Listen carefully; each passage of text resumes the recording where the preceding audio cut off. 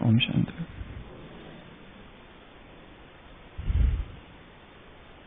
बहुत बहुत लंबे समय पहले की बात है। एक निर्धन भक्त था और उसका एकमात्र पुत्र था जो कि बीमार पड़ गया।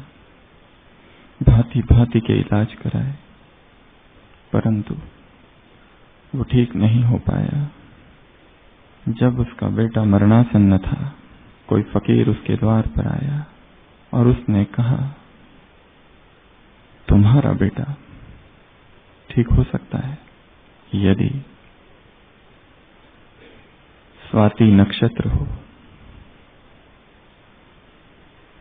उसमें बारिश हो रही हो, यदि किसी जंगल में किसी मनुष्य की खोपड़ी पड़ी हो, उसमें स्वाति का जल हो और अचानक एक मेंढक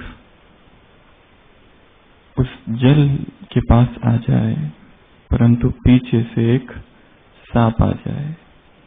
सांप मेंढक पर छलांग लगाए परंतु मेंढक उछलकर कहीं और चला जाए, परंतु जो खरोच मेंढक को होगी वो खून और जो सांप है उसका विष जो निकलेगा और जो उस खोपड़ी में गिरेगा उस पानी में, यदि वो पानी तुम्हारे बेटे को पिलाया जाए तो वो ठीक हो सकता है। शर्त असंभव थी। उस भक्त ने तुरंत पंचांग देखा और पाया कि वो स्वाति नक्षत्र है। घर से बाहर निकल पड़ा और जैसे ही निकल पड़ा बारिश होने लगी। जंगल की ओर मुड़ा, जंगल पहुंचा और पाया कि सामने एक खोपड़ी पड़ी है। अहोभाव से भर गया, कृतज्ञता से भर गया और भगवान को धन्यवाद देने लगा और कहा कि यहाँ तक तो सब ठीक है, अब आगे की शर्त भी पूरी कर दो। और उतने में ही एक मेंढक जल पीने उस खोपड़ी पर पहुंचा और देखते ही देखते एक सांप पीछे से उस मेंढक को पकड़ने के लिए वहां आया। मेंढक ने छलांग लगाई, सांप ने उसे खरोचा। सांप का विष और मेंढक का खून मिला और उस जल में पड़ा। ये दृश्य देखकर वो भक्त अति प्रसन्न हुआ, भगवान की प्रशंसा करने लगा और बहुत ही आनंद मगन अवस्था में बहुत ही खुशी खुशी से उस जल को लेकर ले गया और उसका बेटा ठीक हो गया। सारी शर्तें असंभव थी परंतु जहां परमात्मा कृपा हो जाए, जहां ईश्वरीय अनुकंपा हो जाए, वहां असंभव भी संभव हो जाता है। आप सभी के मन में ये संकल्प उठना कि यहां पहुंचना है। कहाँ गीत सुना ना, कितना सुंदर, कितना प्यारा। मधुबन ये हमारा है, सारे जहां से अच्छा, सारे जहां से न्यारा है। सभी के मन में संकल्प उठना, मधुबन से बुलावा आना, यहाँ पर इस तरह का कार्यक्रम का आयोजन होना,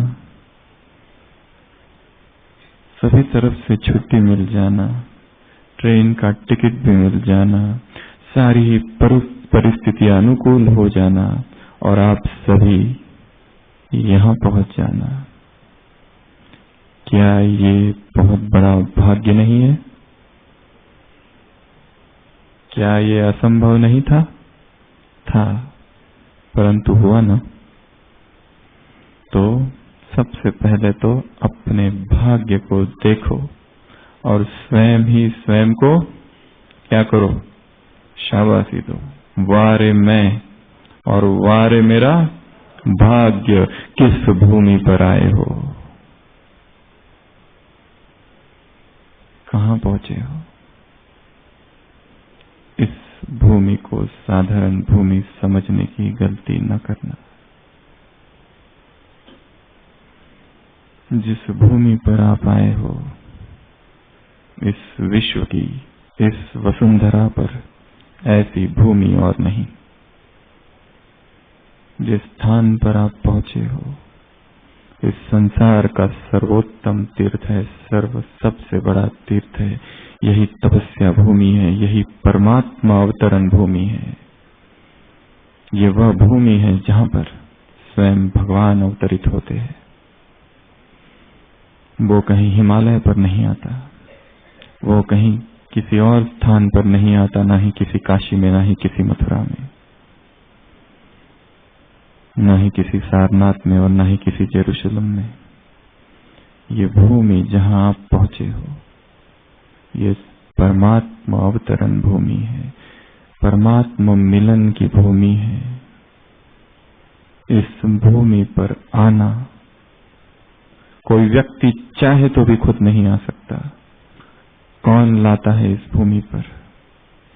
जन जन के किए हुए पुण्य ढकेल ढकेल कर आत्मा को इस तक भूमि तक पहुंचाते हैं।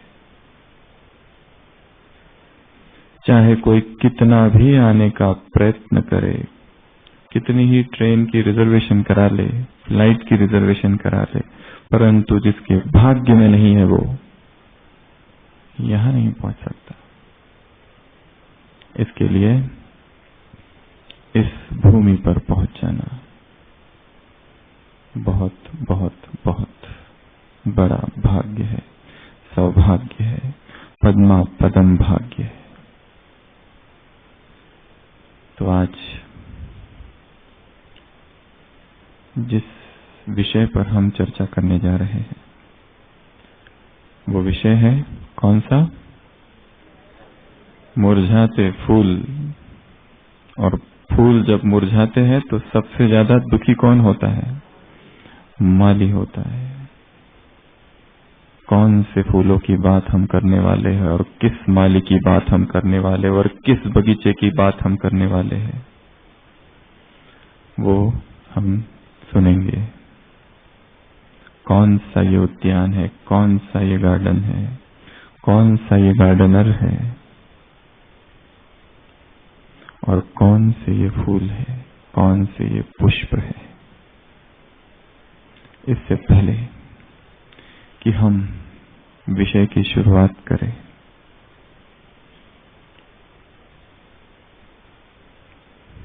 एक बात हमें याद आ रही है। चीन में एक बहुत प्रसिद्ध दार्शनिक हुआ है। दार्शनिक, दूरांदेशी, विचारक, राजनीतिज्ञ, रणनीतिकार माओ त्से तुंग। माओ त्से तुंग का चीन की क्रांति में बहुत बड़ा भाग है, बहुत बड़ा योगदान है।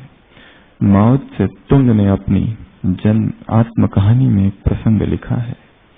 उस संस्मरण में उसने लिखा है कि जब मैं बहुत छोटा था और मेरी माँ, जो कि एक बहुत अच्छी बागवान थी, हमारे पास एक बहुत बड़ा बगीचा था। वो बगीचा इतना सुंदर था, इतना सुंदर था, ऐसे ऐसे पुष्प उस वन में, उस बगीचे में थे कि दूर दूर से लोग उन्हें देखने आते थे। कैसा वो रूप था और कैसा वो सौंदर्य था, और ऐसी वो सुगंध वहां से उठती थी। यहाँ तक कि कठोर से कठोर हृदय भी वहां पर 2 पल ठहरता था और उन पुष्पों को देखता था। एक दिन मेरी माँ, जो कि अब बूढ़ी हो चुकी थी, और वो बीमार पड़ गई और मैं बहुत छोटा था। उसे दुख था कि इस बगीचे की देखभाल अब कौन करेगा। तो मैंने अपने माँ से कहा कि माँ तुम परेशान ना होना, माँ तुम दुखी ना होना, जब तक मैं हूं इस बगीचे को कुछ नहीं होगा।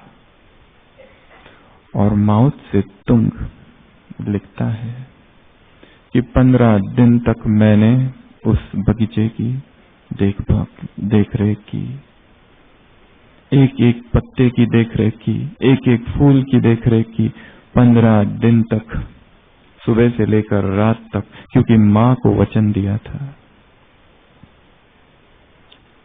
15 दिन पूर्ण हुए, माँ भी ठीक हुई।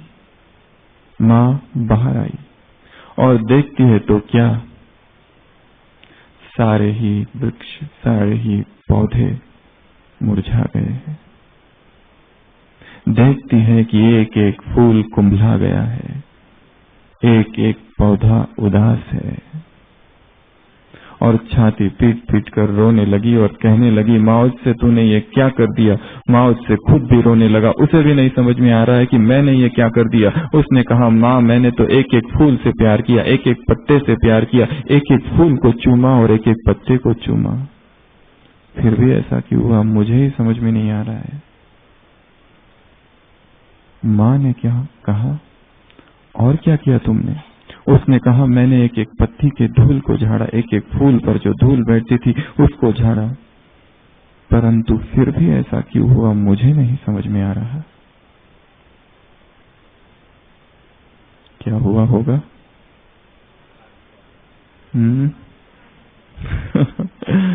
क्या हुआ होगा? उसने कहा, मैं तो एक एक फूल को पानी से धोया, प्यार से धोया, प्रेम से धोया, एक एक पत्ते को धोया, फिर भी ऐसा क्यों हुआ।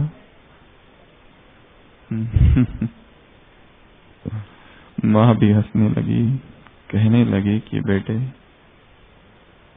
ये जो प्रकट है, ये जो दिख रहा है, ये जो मैनिफेस्टेड है, ये जो अभिव्यक्त हो रहा है, इसके प्राण फूलों में नहीं, इसके प्राण पत्तों में नहीं, इसके प्राण इसके जड़ों में है, जो कि अप्रकट है। तुमने वहां ही पानी नहीं डाला।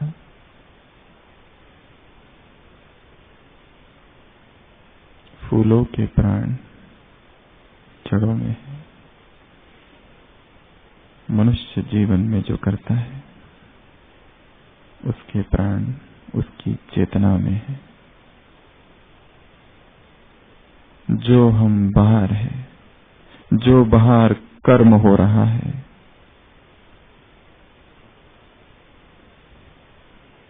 उसकी अभिव्यक्ति बीज से हो रही है।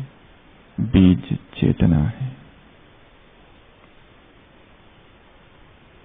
इस चेतना को पानी डालना है। ये जो बीज है, इस बीज में ही उस वृक्ष के प्राण है।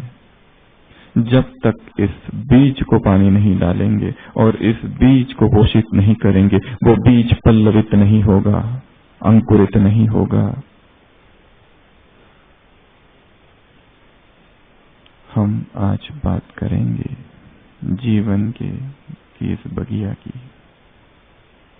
हमारा जो जीवन है और इस जीवन में जो बगिया है, उसके भी बीज है। जब तक वो बीज स्वस्थ नहीं, बाहर जो जीवन है वो रुग्ण है। जब तक वो बीज पोषित नहीं होता, बाहर जो भी हो रहा है, बाहर की जो भी अभिव्यक्ति है, बाहर का ये जो संसार का विस्तार हमारा है, सब व्यर्थ है। पैरों में बेड़ियां बंधी है, घसीटते हुए इस जीवन को हम जी रहे हैं, भाग रहे हैं, दौड़ रहे हैं, पता नहीं कहाँ जा रहे हैं, कहाँ जाना है, किस और किस दिशा में दिशाहीन ये जीवन बीत रहा है। हम अकेले थे, कोई तो मिला जीवन में, फिर भी अकेले ही है। सोचा कि ये अकेलापन भर जाएगा किसी के मिलने से, परंतु जो बुद्धिमान है उन्होंने तो पा लिया कि अकेलापन भरा नहीं, किसी को ये जानने में 3 घंटे लगे, किसी को ये जानने में 3 मास, किसी को ये जानने में 3 साल, और किसी को 30 साल हो चुके हैं। अब तक ये नहीं समझ में आया कि मनुष्य अकेला ही है। जिस जिसको साथी बनाया था, एक घाव दूसरे घाव से यदि मिले तो हीलिंग कैसे होगी? एक प्यासा दूसरे प्यासे से मिले तो प्यास कैसी बुझेगी? पर हमें लगा हम अकेले हैं, कोई मिल गया तो यह अकेलापन मिट जाएगा। ये लोनलीनेस मिटी नहीं और ही गहरी होती चली गई, और हम कहीं ना कहीं इसमें खो गए हैं। एक शिकारी जंगल में शिकार करता था, भटक गया मार्ग।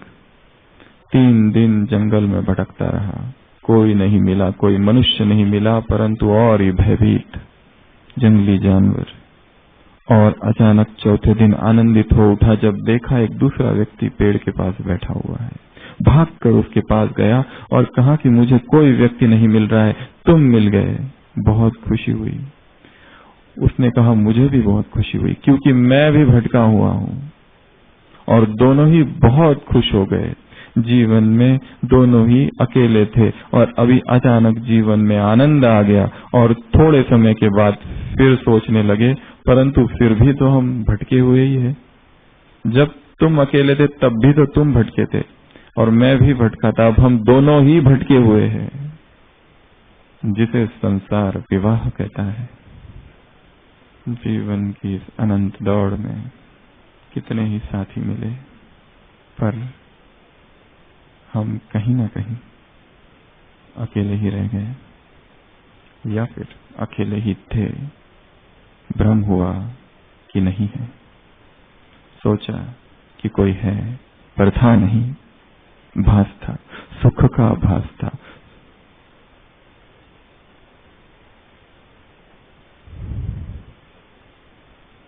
इस बगिया को, आज जिस बगिया की हम बात कर रहे हैं वो जीवन की बगिया है। जिस माली की बात हम कर रहे हैं, जो बार बार मुरझाता है और बार बार दुखी होता है और उदास होता है और कुंभला जाता है, वो है आत्मा।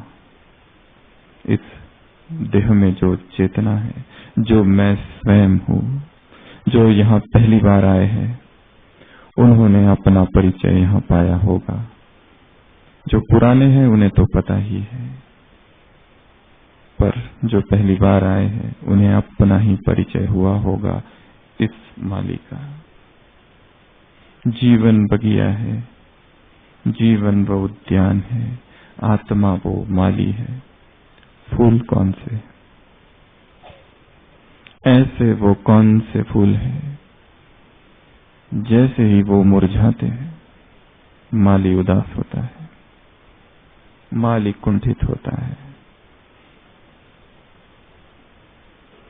कौन से वो फूल है?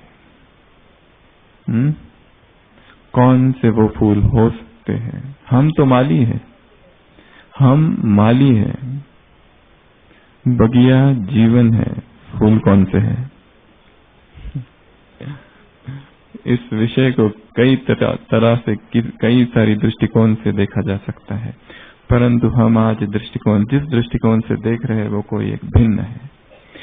क्योंकि यहाँ बहुत सारे नए भी बैठे हुए हैं, और यहाँ आना अर्थात जीवन का टर्निंग पॉइंट। यहाँ से जाने के बाद अब जीवन वो नहीं रहेगा जो पहले था। जिस मुकाम पर आए हो, जिस मंजिल पर पहुंचे हो, अब यहाँ से जो यात्रा चालू होती है वो यात्रा नहीं है जो बचपन से हम अब तक करते आए थे। यात्रा ने अपना रूप, यात्रा ने अपनी दिशा, यात्रा ने अपना रूप और रंग बदला है। यहाँ आकर एक धक्का लगा है चेतना को, एक गहरा धक्का। एक धक्के के बाद ही जीवन परिवर्तन होता है। किसने लगाया ये धक्का? जरूरी नहीं है जो यहां पर बैठकर बोलते हैं उन्होंने।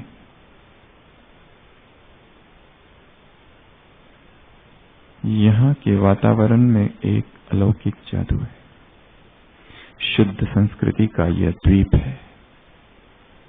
यहाँ की एक एक चीज, एक एक वस्तु, एक एक आत्मा, एक एक स्थान सभी ने अनुभव किया होगा, साधारण नहीं है। यहाँ कुछ और है। यहाँ की तरंगों में कुछ ऐसी अलौकिकता है, आत्मा चाहे तो भी स्वयं को नहीं बचा सकती उस अलौकिकता से। वो छाप उस पर पड़नी ही है। तो क्योंकि यहाँ से जाने के बाद का जीवन वह नहीं रहेगा जो अब तक था। केवल नयों का नहीं, जो पुराने हैं उनका भी, क्योंकि यहाँ आते ही चेतना में बल भर जाता है। केवल किसी के बोल नहीं, किसी के शब्द नहीं, किसी की वाणी नहीं, किसी का क्लास नहीं, कुछ और। साधारण शब्दों के पीछे एक अलौकिक शक्ति यहाँ काम करती है। 7 फूलों की चर्चा हम आज करेंगे। 7 में से एक भी यदि फूल मुरझाया तो आत्मा उदास होगी, चाहे नए बैठे हैं चाहे पुराने, चाहे अभी अभी आए हुए, चाहे बहुत लंबे समय से ज्ञान में चल रहे हैं। 7 चीजों से, 7 फूल से एक भी फूल यदि मुरझाया तो माली उदास होगा। फिर वो खुशी नहीं, फिर वो सौंदर्य नहीं, फिर वो उपवन में संगीत नहीं, फिर वो सुगंध नहीं, वो सौरभ नहीं उठेगा इस उपवन से, इस उद्यान से। जीवन उदास होगा और तुम्हें उदास देखकर दूसरे भी उदास होंगे। कौन से वो फूल है? एक तो हो सकता है आत्मा के साथ गुण, पर उसकी चर्चा हम नहीं करेंगे। हम कुछ और चर्चा करेंगे। अभी ट्रैफिक कंट्रोल है, क्योंकि आपने कहा आत्मा के साथ गुण, ज्ञान, पवित्रता, सुख, शांति, प्रेम, आनंद और शक्ति सभी अपने आत्मिक स्वरूप में स्थित हो जाए, अलर्ट बैठ जाए और यह देखे कि आत्मा यहाँ पर विद्यमान है और ऊपर से इन 7 ही फूलों की किरणें मुझ आत्मा पर पड़ रही है। केवल पड़ नहीं रही है, मुझ आत्मा में ज्ञान, पवित्रता, सुख, शांति, आनंद, प्रेम और शक्ति समा रही है। पहला फूल जो कि सबसे महत्वपूर्ण है, यदि वो मुरझा जाए तो सारा ही दिन मुरझा जाता है, और यदि दिन मुरझा जाए तो धीरे धीरे जीवन मुरझाने शुरू होता है। सबसे पहला फूल है अमृत वेला। दिनचर्या के हम 7 फूलों की आज चर्चा करेंगे। सबसे पहला फूल है अमृत वेला। अमृत पान करने का यह समय है। जो नहीं उठते वो यहाँ से संकल्प लेकर जाना है कि कल से ही, क्योंकि सुबह का जो समय है वातावरण विकार से रहित है, शुद्ध है, पवित्र है। संसार की आत्माएं सोई पड़ी है। वातावरण में जो वाइब्रेशन है श्रेष्ठतम है। यदि देह के तल पर जीना है तो फिर उठने की आवश्यकता नहीं, परंतु यदि देह से ऊपर उठना है, आत्मा तक पहुंचना है और आत्मा के जगत में प्रवेश करना है और आत्मा के जगत में जो अनुभव होते हैं उन अनुभवों के द्वार को खोलना है, उसका स्वर्णिम द्वार है अमृत वेला। तो सबसे पहला यदि ये फूल मुरझा जाए तो सारा दिन मुरझा जाता है। यदि इसकी शुरुआत शक्तिशाली हो जाए, दिन की फर्स्ट 5 मिनट्स 10 मिनट्स जो है, जहां पर सबकॉन्शियस माइंड जागृत अवस्था में होता है, आंख खुलते ही पहला संकल्प जो दिया जाए मन को, वो सारे दिन भर चलता है। अवचेतन मन की चेतनाओं को, अवचेतन मन की शक्तियों को यदि जागृत करना है, पावर्स ऑफ सबकॉन्शियस माइंड, उसका टाइम है अमृत वेला।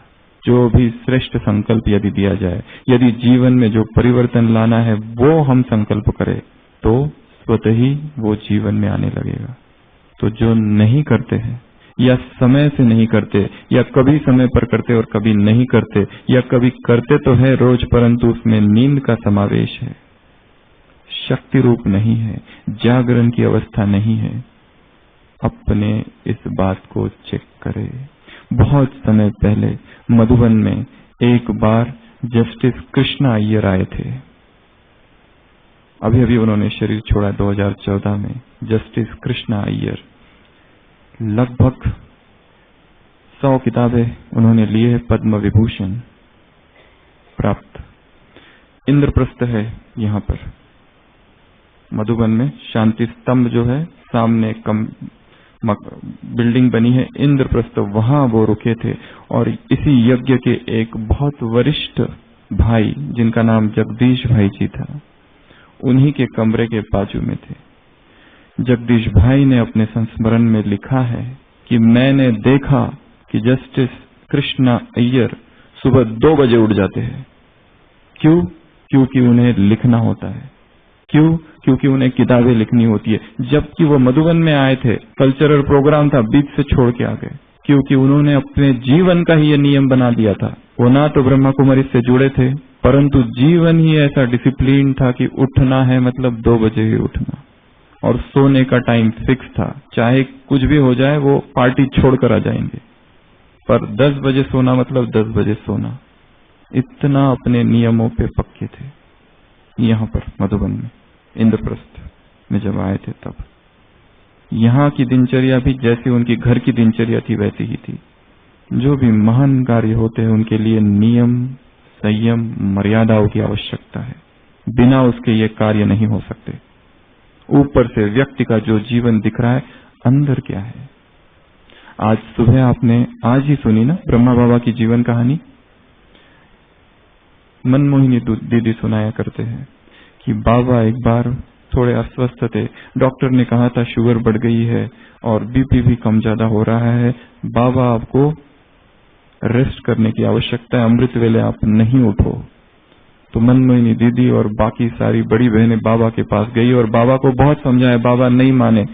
बाबा ने कहा कि सुप्रीम डॉक्टर कहता है उठो और तुम्हारा डॉक्टर कहता है मत उठो, मैं किसकी सुनूं? फिर भी बाबा वो स्टबर्न, फिर भी दीदी बिल्कुल नहीं मानी। दीदी ने कहा आपको हमारी बात मानना ही पड़ेगा। तो बाबा ने कहा मैं सोचूंगा। दूसरे दिन हिस्ट्री हॉल में जब योग चल रहा था, बाबा से ओढ़ के, शॉल ओढ़ के अपने सिर पर चुपचाप आके पीछे बैठ गए। इतना प्यार अमृत वेले से। 60 साल की उम्र में भगवान की प्रवेशता उनके तन में हुई। 93 एज तक वो जीवित रहे, साकार में रहे। 33 साल की तपस्या में एक दिन भी अमृत वेले मिस नहीं किया। कैसी साधना होगी वो, कैसे नियम स्वयं स्वयं से बनाए होंगे। एक दिन भी नहीं, नॉट अ सिंगल डे। यह नियम यहां से बना के जाना है, ये प्रतिज्ञा इस भूमि से करके जाना है कि हमारा भगवान से मिलन होता है। सुबह आत्मा में शक्ति भरती है, आत्मा में अमृत भरता है, ना भक्ति में भी। इसका गायन है, हर धर्म ने इस ब्रह्म मुहूर्त का महत्व बताया है।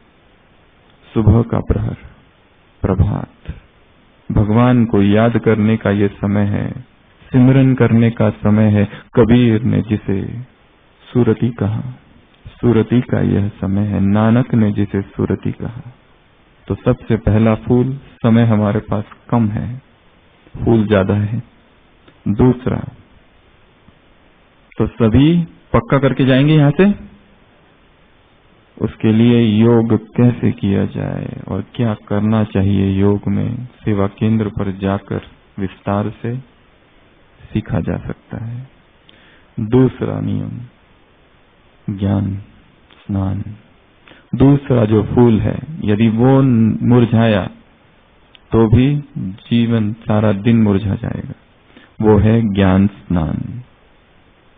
अर्थात यहां पर जिसे मुरली कहा जाता है, मुरली अर्थात केवल ज्ञान सुनना नहीं, सुनते सुनते उसको धारण करना। जो सुबह चित्त शांत हो गया है अमृत वेला, अब उसको ज्ञान से भरना है।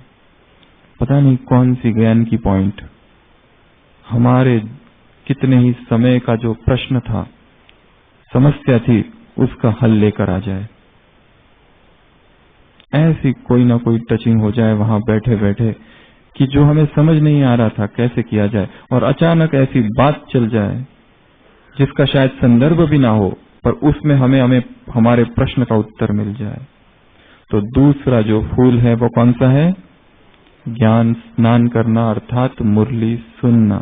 यदि जा नहीं सकते किसी कारण से तो घर पे ही बैठकर पढ़ना। यदि रोज नहीं जा सकते तो हफ्ते में एक बार जाना, 2 बार जाना।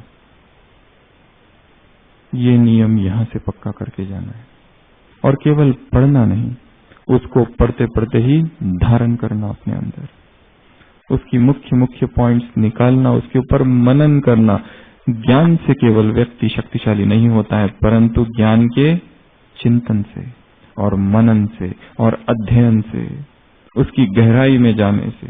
जब तक ऊपर ऊपर है, आत्मा में बल नहीं भरेगा। फिर वही चिंता, वही प्रश्न, वही सारी मुरझाइश, वही दुख जीवन में, और वही सारे प्रश्न जिनका कहीं उत्तर नहीं मिलता, किसी किताब में उत्तर नहीं मिलता, क्लासेस में उत्तर नहीं मिलता, केवल वाह थोड़ी देर के लिए, पर बाद में हाथ में कुछ भी नहीं। ऐसा क्यों? सुनते समय तो बहुत अच्छा लगता है, सभी क्लासेस बहुत अच्छी है, बहुत अच्छी है, परंतु जीवन में क्यों परिवर्तन नहीं होता? फिर शायद कहीं ना कहीं भक्ति मार्ग जैसा हो रहा है। गए, कथा में बैठे, सुने और आ गए, ये ज्ञान मार्ग है। तीसरा फूल भोजन। तीसरा है भोजन। जाति दोष, स्थान दोष, संस्कार दोष, अर्थ दोष, सभी दोषों से वो अन्न मुक्त हो। किस तरह से कमाई की जा रही है, किस तरह से पैसा आ रहा है, वो भोजन भी अर्थ दोष हमारे मन को प्रभावित करता है। अर्थ, कौन सा व्यक्ति उस भोजन को बना रहा है, किन संकल्पों के साथ बना रहा है, किस स्थान पर बना रहा है, स्थान दोष, उन सभी चीजों का प्रभाव पड़ता है। किसकी याद में, किन संकल्पों के साथ हम भोजन स्वीकार कर रहे हैं। उदासी से कर रहे हैं, दुख से कर रहे हैं, क्रोध से कर रहे हैं, हिंसक भावना से कर रहे हैं, कंप्लेंट के साथ कर रहे हैं, ये ठीक नहीं है, ये ठीक नहीं है, ये भी टेस्टी नहीं है, वो भी टेस्टी नहीं है। इस कंप्लेंट का भाव जहां पर है, शिकायत भरी मनोदशा है, तो वो भोजन कभी भी शक्ति नहीं देगा आत्मा को। वो भोजन भी एक प्रार्थना बन जाए, एक योग की प्रक्रिया बन जाए। यदि जल्दी जल्दी में, दुख में, उदासी में, टीवी देखते देखते हम खा रहे हैं, कौन से वाइब्रेशंस आत्मा में जा रहे हैं, और कब कैसे आत्मा पल्लवित पुष्पित होगी, और कैसे वो सुगंध और कैसा वो संगीत उससे निकलेगा। और हो सके तो 8 बजे तक कम से कम नो न्यूज़पेपर। न्यूज़पेपर पढ़ना जरूरी है, परंतु बाद में। सुबह अमृत वेला शक्तिशाली हो, फिर ज्ञान स्नान हो, चिंतन हो, मनन हो, अध्ययन हो, भोजन भी याद में बनाना और याद में स्वीकार करना। जो माताएं यहाँ बैठी है, अपने ही घर में भोजन को अगर भोग नहीं लगाते हैं, तो यहाँ से जाते ही सबसे पहला नियम बनाना है भोग। पत्रम पुष्पम फलम तोयम यो म्या भक्त्या प्रयश्यति। गीता में लिखा है कि मुझे केवल पत्र पुष्प भी कोई बहुत प्रेम से खिलाता है तो मैं उसे बहुत प्रेम से स्वीकार करता हूँ। उस धन्यवाद के भाव के साथ, उस किसान को भी धन्यवाद तो सभी को धन्यवाद, जिसने बनाया, सभी को इतनी सकारात्मक पॉजिटिव फीलिंग के साथ उसे स्वीकार करना, तब वो शक्ति बनेगी। अगर ये नहीं करते हैं तो फूल अगर ये मुरझाता है तो माली भी मुरझाएगा, अगर ये फूल कुंभलाता है तो माली भी उदास होगा। फिर उसके बाद है कर्म योग। चौथा कर्म योग। सारी दिन के हमारे जो भी भिन्न भिन्न कर्म हैं वो किस दशा में हम कर रहे हैं, क्या उद्देश्य है उनके पीछे, क्या स्वार्थ से भरे हैं, क्या दुख से भरे हैं, क्या छल कपट उसमें भरा हुआ है, कोई लालच उसमें भरा है, लोभ उसमें भरा हुआ है, क्या है उसमें। जो कर्म हो वो योग से जोड़ना है, निस्वार्थ हो, श्रेष्ठ हो। ये शब्द हमने सुने हैं और बहुत ऊंचे शब्द है, परंतु क्या वैसे हमारे कर्म है? किसी को दुख देने वाले तो नहीं है, उदास करने वाले तो नहीं है, ऐसे बोल रहे हैं कि जिससे किसी न किसी का हृदय पीड़ित हो जाता है, दुखी हो जाते आत्मा, ऐसे बोल तो नहीं है। तो अगला फूल कौन सा है? कर्म योग। उसका भी बीज जो है वो है श्रीमत। सबसे पहला था अमृत पहला, हमने कहा बीज बहुत आवश्यक है, उसका बीज है संकल्प। पहले ही रात संकल्प करना कि मुझे उठना है। फिर है मुरली, मुरली का बीज है परमात्मा से प्रेम, क्योंकि मुरली भगवान के महावाक्य है। तीसरा है भोजन, उसका भी जो बीज है, भोजन का बीज वो है हमें, वो एक संकल्प है कि हमें पवित्र बनना है, शुद्धता जीवन में लानी है, शुचिता जीवन में लानी है।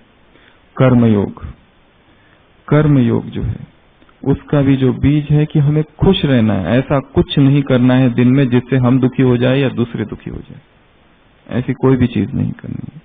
उसके बाद है ट्रैफिक कंट्रोल। ट्रैफिक कंट्रोल पता है सभी को? बीच बीच में जो गीत बजता है, किस लिए बजता है वो? हम भाग रहे हैं, हमें रोकने के लिए। स्पीड ब्रेकर है वो। संकल्प दौड़ रहे, इतने भाग रहे, इतने भाग रहे, इतने भाग रहे, पता नहीं कहां भाग रहे, हजारों संकल्प आ रहे हैं। स्पीड ब्रेकर है हमें रोकने के लिए। यहां तो टाइम फिक्स है, पर हम अपना अपना टाइम अपने रीति से एडजस्ट कर सकते हैं, अपनी दिनचर्या के अनुसार, परंतु बीच में रुकना बहुत आवश्यक है। जैसे एक राजा था और उसको कहा गया कि उसे बहुत शक्तिशाली एक व्यक्ति चाहिए था। 4 लोग उसके पास आए और उसका जो एक जादूगर था परीक्षा लेता है कि इन चारों में से कौन शक्तिशाली है। तो वो जादूगर एक शर्त रखता है कि खेत में ले जाता है और सामने एक खलियान है, एक झोपड़ी है, उसमें जो वस्तु रखी है इन चारों को एक एक करके जाना है और लेके आना है। पहला व्यक्ति निकलता है और जादूगर ऐसी जादू करता है कि बहुत आंधी तूफान आता है, तो पहला व्यक्ति तो बीच में भयभीत हो जाता है और गिर जाता है। दूसरा निकलता है, पहले को तो क्रॉस करता है, पर जादूगर अपनी माया से आंधी तूफान और तेज करता है तो दूसरा भी गिर जाता है। तीसरा व्यक्ति निकलता है, वो दूसरे को भी क्रॉस करता है, परंतु आंधी तूफान इतना ज्यादा कि बीच में अभी भूकंप आने लगता है, तीसरा भी गिर जाता है।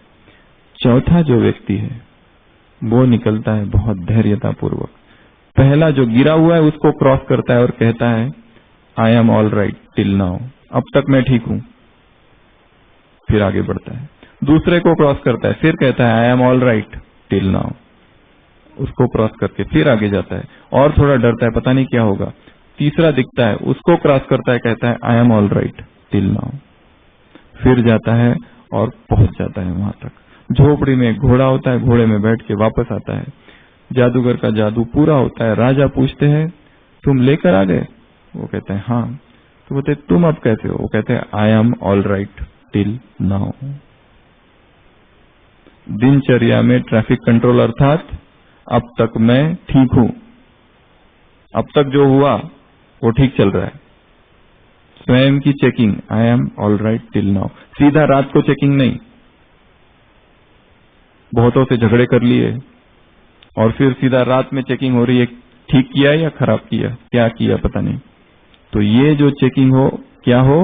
स्वयं को चेक करना, स्वयं के संकल्पों को चेक करना, आत्माभिमानी स्थिति का अभ्यास करना, ये आगे की अभ्यास है योग अभ्यास में। तो ये एक बात। उसके बाद नेक्स्ट जो फूल है, अगर ये भी मुरझाता है तो भी दिनचर्या, 7 में से एक चीज भी मुरझाना नहीं चाहिए, तो माली परेशान होना पड़ेगा। नेक्स्ट जो चीज है वो है शाम का योग, नुमा शाम का योग जिसको कहा जाता है। शाम को समय है जब हम निवृत्त हो गए अपने कार्यों से, ये समय है स्वयं को देखने का। स्वयं को अचल अडोल अगर बना के रखना है इस जीवन में, तो दिनचर्या में बहुत सारी हलचल होती है, यहां अभी फिर से रुकना है। लंबी चेकिंग है ये थोड़ी यहां पर। और योग, स्वयं के जो मन में जो संकल्प है, ट्रैफिक जो चल रही है, उसको शांत करके फिर से उसी स्थिति में आना है। सुबह हमने जो कुछ सोचा था वो हुआ। प्लानिंग एंड इम्प्लीमेंटेशन, जो प्लान किया था वो हुआ कि नहीं हुआ, नहीं हुआ क्यों नहीं हुआ, इसकी चेकिंग। इसके लिए टाइम निकालना पड़ेगा। ऑफिस में जाते हैं तो ऑफिस से आने के बाद ये टाइम निकालना पड़ेगा। ये टाइम चलते फिरते भी निकाल सकते हैं। ये जरूरी नहीं एक जगह बैठ के करना है, सेंटर पर जाकर ही करना है, गार्डन में घूमते समय। परंतु शाम की, जिसको वॉक कहेंगे, एकांत में, वो समय बहुत महत्वपूर्ण है। उसके बाद नुमा शाम कितने हो गए? 6। अब सबसे महत्वपूर्ण जो है वो ऐसा एक फूल है कि ये यदि मुरझाता है तो माली बहुत दिनों तक बीमार रहता है। कौन सा होगा? फूल कौन सा है? वो तो उसमें आ गया सब बातों में, चार्ट चेकिंग में। दिनचर्या में एक और एक महत्वपूर्ण चीज है, वो है संबंध, रिलेशनशिप। हमारे संबंध कैसे? यदि इन संबंधों में झगड़ा हो जाए, मनमुटाव हो जाए, मनोमालिन्य, किसी से झगड़ा, टकराव हो जाए, डिबेट हो जाए, वाद विवाद हो जाए, मैं राइट, वो कहेगा मैं राइट, शब्दों की टक्कर, संस्कारों की टक्कर हो जाए किसी से, ये अगर होती है तो भी जीवन ही पूरा मुरझा जाता है। उससे रिकवरी का जो पीरियड है बहुत लंबा है। इसके लिए सारे ही हमारे जो संबंध है उसमें 2-3 बातें याद रखनी है। एक तो हमारे जो संबंध हो उसमें न्यारापन हो, डिटैचमेंट। बहुत ज्यादा जब भी किसी के पास जाते हैं, वहां पर वो जो फैमिलियरिटी है, जो क्लोजनेस है, वहां पर फिर बहुत सारी चीजें होने लगती है। वो फ्रेशनेस वहां खत्म हो जाती है। और वस्तुतः जिससे ज्यादा प्यार है उससे तो बहुत अधिक डिटैच, क्योंकि डिटैचमेंट यदि नहीं है उस संबंध में, किसी भी संबंध में संसार के, तो वहां पर फिर लगाव, आसक्ति, एक्सपेक्टेशंस, अपेक्षाएं, और उनका फिर पूर्ण न होना, और फिर उदास होना, डिप्रेस्ड होना, फ्रस्ट्रेट होना, वो सब कुछ चालू हो जाएगा। तो ये अंतिम फूल है। तो सबसे पहला कौन सा था? अमृत वेला। दूसरा मुरली। तीसरा भोजन, तीनों समय का भोजन। याद में, मौन में अगर भोजन करे तो बहुत अच्छा। मौन में अगर करने की जिसको आदत है उनको तो बहुत अच्छा। बोलने की आवश्यकता नहीं है, चुप रहना। उसके बाद कर्म योग। उसके बाद ट्रैफिक कंट्रोल। अपना ट्रैफिक कंट्रोल खुद ही सेट करें। वैसे तो यहां सेट हुआ है, परंतु यदि वो हमारी दिनचर्या के थोड़ा हमको नहीं लगता है ठीक, तो हम अपना खुद सेट करें। उसके बाद शाम का योग। कितने यहां बैठे हैं जो शाम का योग करते हैं? बहुत कम।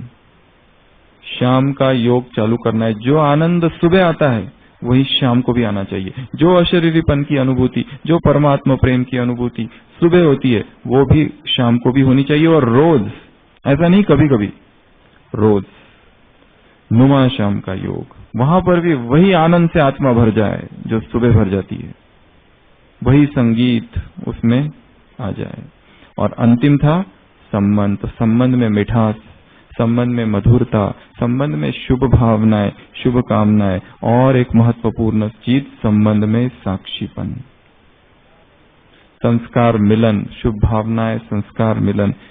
इसमें हमारा ऐसा कुछ ना हो, एडजस्टिंग नेचर हो कि टकराव हो जाए किसी से।